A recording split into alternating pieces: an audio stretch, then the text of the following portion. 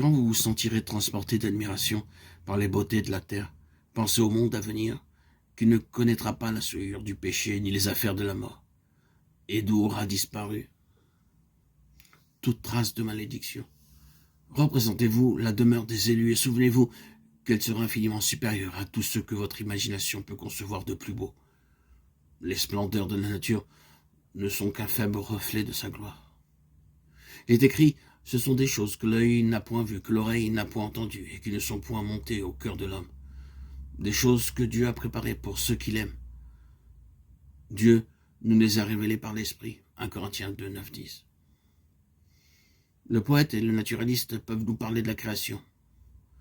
Mais c'est le chrétien qui peut le mieux en apprécier les richesses parce qu'il y reconnaît l'œuvre de son Père, et que dans une fleur, dans une plante, dans un arbre, il voit des preuves de son amour.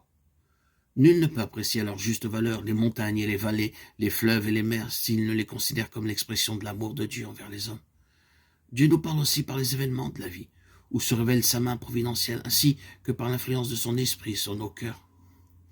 Si ceux-ci sont ouverts pour les discerner, nous retirerons de précieux enseignements des circonstances et des changements qui se produisent chaque jour autour de nous.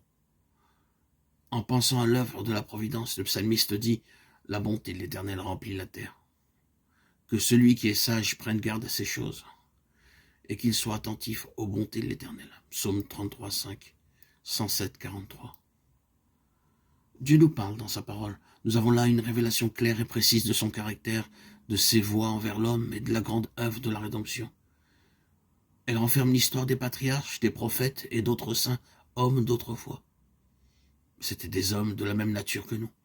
Jacques 5, 17. Ils ont lutté, succombé à la tentation, tout comme nous. Mais ils reprirent courage, et par la grâce de Dieu, ils vainquirent.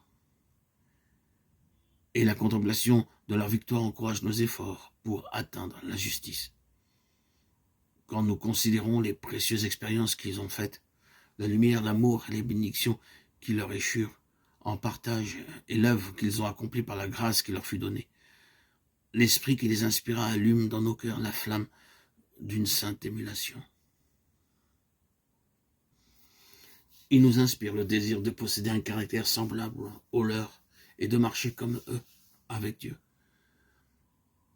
Des Écritures de l'Ancien Testament, et combien cela est plus vrai encore de celles du Nouveau, Jésus dit « Ce sont elles qui rendent témoignage de moi ». Jean 5, 39.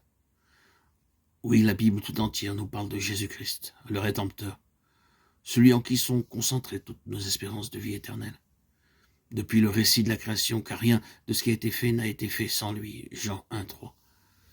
À la promesse finale, je viens bientôt, Apocalypse 22, 12, il nous est parlé de ses œuvres et nous entendons sa voix. Si vous voulez apprendre à connaître le Sauveur, étudiez les Saintes Écritures.